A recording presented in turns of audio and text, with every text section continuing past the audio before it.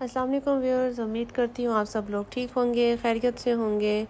आज थोड़ी सी फ़िज़ा की तबीयत डाउन थी, तो बस बच्चों को जो है वो मैंने नाश्ता वगैरह करवाया। फ़ाइज़ को थोड़ा होमवर्क दिया घर में, तो मैं फ़िज़ा को लेके इधर हॉस्पिटल आ गई।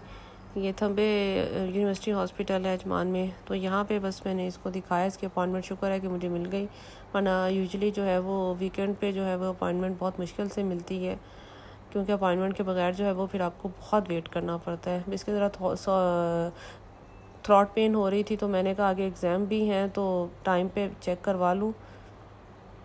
ये यहाँ पे बड़ा अच्छा सिस्टम है, अपॉइंटमेंट ली हो तो आप अपना यहाँ पे नंबर ऐड करो, तो टोकन के लेके बैठ जाओ, और उसके बाद फिर आपकी बारी आती है। फिर डॉक्टर के पास दिखाना होता है आपने, तो वॉक इन पे क्लिक कर दो तो वॉक इन है। ये फ़िज़ा का टेम्परेचर और वो वेट वगैरह चेक कर रही थी। उसके बाद डॉक्टर की बारी आई, तो डॉक्टर ने भी इसको देखा। वो इतने टेस्ट लिख के दे देते हैं कि बस, और निकलता बीच में कुछ भी नहीं है। ऐसे ही है बस, अल्लाह ताला बस शिफा दे। असल में आजकल मौसम भी चेंज हो रहा है, इन्फ्लुएंजा भी बहुत फैल रहा है। कुछ ब्लड टेस्ट थे फ़िज़ा के, तो वो बेचारी इतनी बातों में उसको लगा रही थी, लेकिन ये इसने एक तो रोई बहुत पहले, और उसके बाद एकदम ये जो है वो इतनी ठंडी हो गई, इसको बेचारी को वेन ही नहीं मिली। फिर वो दूसरी टेक्नीशियन के पास इसको लेके गई, जो मतलब बच्चों वाली वार्ड में थी। मैं दूसरी वार्ड में गई थी कि चलो वहाँ पे जल्दी नंबर आते हैं, क्योंकि बच्चों वाली वार्ड में तो फिर बहुत आपको वेट करना पड़ता है। तो फिर उसने जो है वो इसकी वेन फाइंड करके तो ब्लड ले लिया। फिर बस हम लोग फार्मेसी की तरफ गए, इसकी मेडिसिन कलेक्ट करनी थी हमने। ब्लड हम दे चुके थे, उसकी रिपोर्ट बाय ईमेल आ जानी थी। फिर मेडिसिन में भी सेम ऐसे ही होता है, आपको टोकन नंबर दे के निकालना पड़ता है, इंश्योरेंस वालों का या दूसरा कैश का। तो हमारा इंश्योरेंस था, तो इसलिए हमने इंश्योरेंस का टोकन निकाला। अब वो वेट करना पड़ता है। फिर उसके बाद मेडिसिन ली। हम घर जा रहे हैं। फ़िज़ा से प्रॉमिस उस टाइम मैंने किया था कि तुम रोगी नहीं तो मैं तुम्हें जो है वो डे टू डे से कुछ ना कुछ ले दूँगी। तो ये थंबे का बाहर है। जैसे हम हॉस्पिटल से निकले हैं, तो बस फिर अब मैं डे टू डे की तरफ जा रही थी, क्योंकि मैंने इसे कहा था। ये पहले बहुत हो रही थी, तो मतलब उसको ब्लड लेने नहीं दे रही थी। तो फिर अब हम डे टू डे पहुँचे हैं यहाँ पर। फिर अब ये देखेगी इसने क्या लेना है। इसने जो है वो डायरी पसंद की अपने लिए। तो अभी तो फ़िलहाल हम आगे जा रहे हैं स्टेशनरी वाले सेक्शन में, क्या ये पसंद करती है वहाँ पे जाके।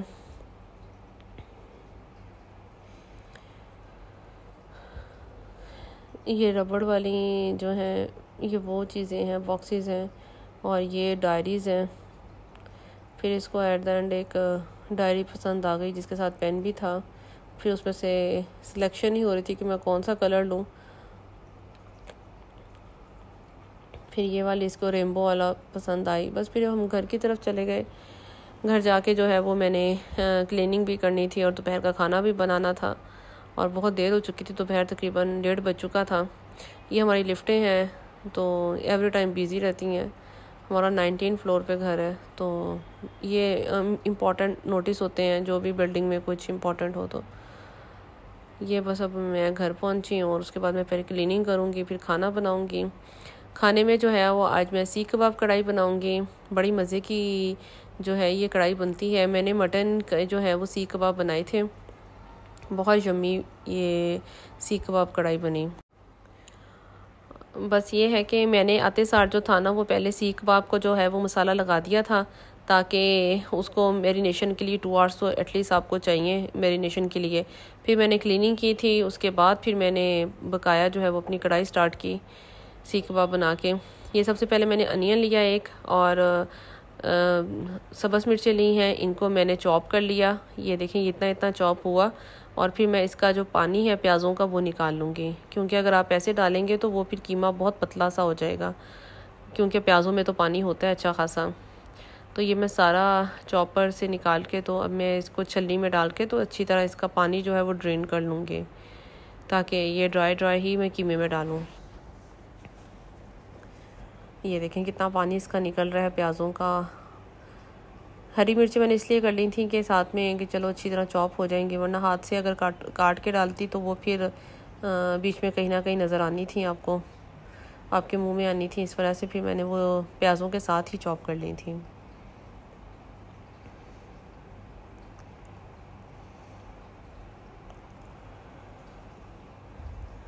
ये जो है मटेरियल छलनी से जो है वो मैंने प्याज़ों और हरी मिर्चों का प्लेट में निकाल लिया है।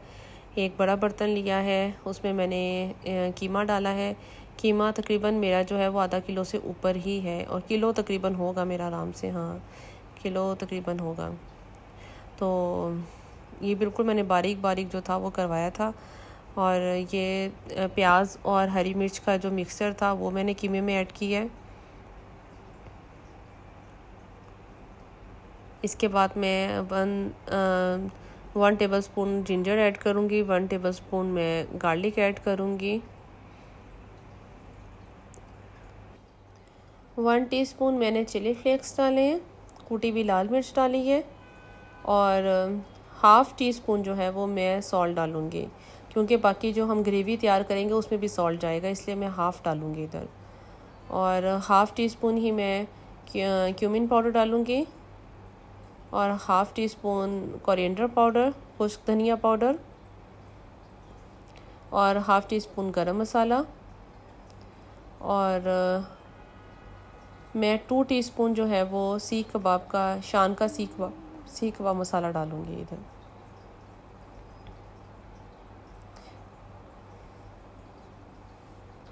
और इसके बाद मैं बेसन जो है उसको भूनूंगी। 2 टेबलस्पून मैंने भर भर के जो है वो बेसन डाला है फ्राई पैन में, इसको मैं अच्छे से भूनूंगी, और मैं फिर ये सीख कबाब वाले मटेरियल में कीमे में ऐड कर दूंगी। अगर आप ऐसे डालेंगे तो कच्चापन आएगा। इसकी जगह आप ब्रेड क्रम्स भी डाल सकते हैं, इसकी जगह आप ब्रेड जो है वो चॉप करके वो भी डाल सकते हैं, और बेसन की जगह आप भुने हुए चने जो हैं उसका पाउडर भी भून के डाल सकते हैं। मेरे पास बेसन अवेलेबल था इसलिए मैंने बेसन डाला है। हाथ पे मैं अब ग्लव चढ़ाऊँगी, और उसके बाद मैं फिर अब कीमे को अच्छी तरह जो है वो मसालों के साथ मिक्स करूँगी। सारे मसाले मैंने अब डाल लिए हैं, बस अब मिक्सिंग का काम आ गया है। इसको आपने अच्छे से मिक्स करना है ताकि जो नमक, मिर्च, अदरक, लहसुन, बेसन, ये हमारे सारे मसाले जो हैं, प्याज, हरी मिर्चें, ये सब कीमे में अच्छी तरह मिक्स हो जाएं। इसको मुझे तकरीबन 15 से 20 मिनट लगे थे अच्छी तरह मिक्स करने में, क्योंकि कीमा भी ज़्यादा था इस वजह से। बस आपने अच्छे से इसको मिक्स करना है, क्योंकि देखें अभी बीच में आपको कहीं कहीं पिंक पिंक कीमा नज़र आ रहा होगा, और कहीं कहीं मसालों वाला जो है उसका रंग अलग होगा, लेकिन जब एंड में मैं अच्छी तरह मिक्स कर लूँगी तो सबका कलर एक जैसा ही हो जाएगा।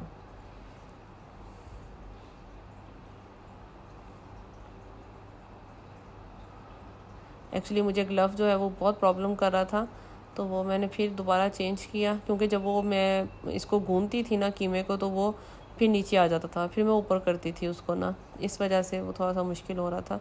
लेकिन ये सही रहता है, इस तरह आपके जो है उंगलियों पे जो है वो साड़ नहीं मचता है। बस मेरा तकरीबन कीमा जो था वो सारा मिक्स हो गया था। फिर मैंने उसको एक डब्बे में निकाला और 2 घंटे के लिए मैं मैरिनेशन के लिए रख दिया, और इसके बाद फिर मैंने सफाई की। सफाई करने के बाद फिर दोबारा किचन में आई, और मैं अब सीख कबाब जो है वो बना रही हूँ। 3-4 मैंने शाशलिक स्टिक्स जो हैं वो इकट्ठी ली हैं, और उसकी मदद से जो है वो मैं सीख कबाब बना रही हूँ। मैं हाथों को जो है वो ऑयल से ग्रीस कर लिया था ताकि वो आसानी से जो है वो मेरे सीख कबाब बन सकें। और इसके बाद मैं आपको बताऊंगी कि मैंने फिर कैसे जो है वो इनको आप फ्रीज़ भी कर सकते हो, लेकिन फ्रीज़ करने किस तरह आपने फ्रीज़ करने, मैं उसका तरीका भी आपको बताती हूँ। आपने पैन में जो है वो विदाउट ऑयल जो है ना इनको सेक देना है, विदाउट ऑयल, और फिर आपने इसको जो है वो उस स्टेज पे आप फ्रीज़ कर सकते हो, और उसके बाद आपने इसको ऑयल में वो मतलब सालन पका सकते हो। अगर आप इसको ऐसे ही सालन में डाल देंगे तो ये टूट जाएंगे, और फ्राई करके मैं नहीं डालती हूँ, फिर बहुत ऑयली सालन सा बनता है। तो मैं जो है ना वो पैन में या तवे पे विदाउट ऑयल जो है ना वो सेक देती हूँ इसको, बिल्कुल लो फ्लेम पे। इस तरह जो है फिर वो सालन में डालो तो फिर भी नहीं टूटते हैं, और आप फ्रीज़ कर लो इसको ऐसे ही। वो फिर उसके बाद जब आप उसको फ्रीज़र से निकाल के और फिर दोबारा 1-2 घंटे बाहर रख के या ओवन में करके तो फिर आप इसको दोबारा बना सकते हो। जैसे कैनेड्स के कबाब होते हैं वो भी ऐसे ही होते हैं, उनको हल्का हल्का उन्होंने सेक दिया होता है तवे पे या फ्राई पैन पे, फिर वो टूटते नहीं हैं। और मैं भी उनको ऐसे ही करूँगी। बस ये सीख कबाब बनाऊँगी, सारे कीमे के बना के रख लूँगी। कुछ मेरे बच भी जाते हैं तो फिर जो बचेंगे वो मैं फ्रीज़ भी करूँगी। फिर बच्चों को जो है वो मैं लंच बॉक्स में भी डाल के दे देती हूँ। बस ये देखें पैन लिया है मैंने, उसमें मैंने सीख कबाब डाले हैं, बिल्कुल लो फ्लेम कर दिया है और मैं अब इसको सेक दूंगी। चारों तरफ से जो कबाब हैं उनको सेक, टाइम तो लगता है चीज़ को, लेकिन यह है कि आपकी चीज़ बहुत अच्छी बनती है। चारों तरफ से मैं इसको सेक दूंगी कबाबों को ना। इस तरह ये जब सालन में डालूंगी फिर ये टूटेंगे भी नहीं।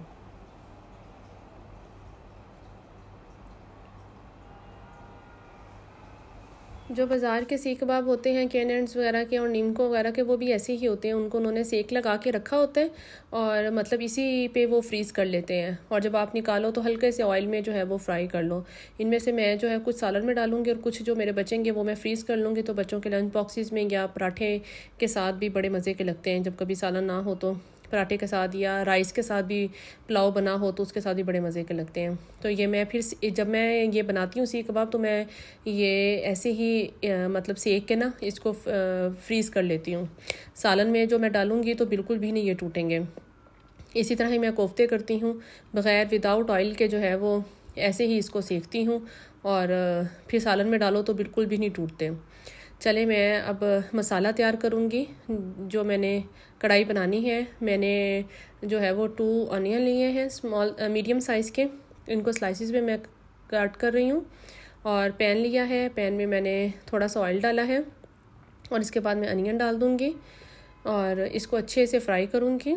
और दूसरी साइड पे जो है वो मैं अभी अनियन फ्राई हो रहे हैं तो मैं टमाटो लूँगी। 4 टमाटो लिए हैं मैंने, उनके जो दरमियान वाले जो पीसीज हैं वो निकाल दिए हैं और अब जो है वो क्या नाम है, इनको मैं काट रही हूँ टमाटरों को। उधर से प्याज जो है वो फ्राई हो रहे हैं। और सबसे बड़ी बात यह कि आप खाना बनाते वक्त ना सर पे दुपट्टा ज़रूर लिया करें। दुपट्टा लेने से क्या होता है कि अल्लाह ताला हमारे खाने में जो है वो बरकत डालता है और खाने का टेस्ट भी बहुत अच्छा होता है। फिर मैंने प्याज देखें थोड़ा थोड़ा कलर चेंज होने वाला हुआ तो मैंने 1 टेबलस्पून जिंजर और 1 टेबलस्पून गार्लिक डाल दिया और साथ ही मैंने टमाटर डाल दिए। अब मैं इसको अच्छे से मिक्स करूँगी और मैं कवर करके रख दूँगी 2 से 4 मिनट के लिए, ठीक है। अब जब देखें मैंने कवर हटाया तो टमाटरों ने पानी छोड़ा हुआ था और मैं इसके बीच में फिर हैंड ब्लेंडर चला दूँगी ताकि टमाटर प्याज अच्छे से यकजान हो जाए। अगर आपके पास हैंड ब्लेंडर नहीं है तो फिर आप इसको ऐसे ही भून लें, लेकिन मेक श्योर कि आपने जो है ना वो मसाला अच्छे से जो है ना वो भूनना है, उसमें बिल्कुल टमाटर प्याज नज़र नहीं आने चाहिए। इसे मैंने हाफ़ टी स्पून जो है चिली डाली है, red chilli, half teaspoon जो है वो मैंने कोरिएंडर पाउडर डाला है, हाफ़ टी स्पून मैंने नमक डाला है क्योंकि बाकी मसाले भी सीख कबाब में ऐड थे। इसलिए आप ये मेक श्योर करिएगा कि नमक मिर्च जो है ना वो मसाले में ज़्यादा ना रखिएगा क्योंकि ऑलरेडी हम लोगों ने सीख कबाब में डाल दी थी। बस मैं अभी इसको अच्छे से भूनूंगी। देखिए मैं कितना भून रही हूँ, चम्मच हिला रही हूँ, लेकिन सीख कबाब बिल्कुल भी नहीं टूट रहे हैं, वो उसी वजह से, ठीक है। और अच्छे से आपने इसको मसाले के साथ भूनना है। देखिए मसाला भी बिल्कुल हमारा यकजान है और मैं फिर इसमें पानी डाल दूँगी। पानी जो है वो अंदाजे से डालना है आपने और पानी जो है वो मैं हमेशा नीम गर्म डालती हूँ सालन में। जब भी जैसे शोरबे वाला कोई सालन बनाना है या जिसमें मैंने इसको गलाना है तो नीम गर्म डालती हूँ। नीम गर्म डालने की टिप ये है कि आपका सालन जो है ना उसका टेस्ट ख़राब नहीं होता क्योंकि सालन जो होता है वो गर्म होता है और पानी अगर आप ठंडा डाल दोगे तो वो ठंडा गर्म से टेस्ट कुछ और हो जाता है। और ये देखें सीख कबाब मेरे कुछ बच गए थे तो मैं इनको जिप बैग में डाला है। अब मैं इसको जो है वो फ्रीज़र में रख दूँगी और जब चाहूँगी इनको डीप फ्रोस्ट करूँगी और हल्के से 1-2 चम्मच ऑयल में मैं फ्राई कर लूँगी।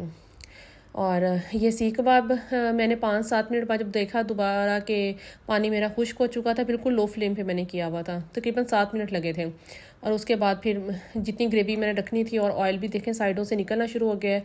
गार्निशिंग के तौर पे मैंने धनिया डाला है और साथ में मैंने अदरक डाला है, अदरक के स्लाइसिस डाले। सीख कबाब कढ़ाई आपको पसंद आई हो तो कमेंट में ज़रूर बताइएगा। चलें किसी नेक्स्ट रेसिपी मिलते हैं, अपना बहुत ख्याल रखिएगा। ओके जी, अल्लाह हाफिज़। Just looking like a wow, so beautiful, so elegant, just looking like a wow.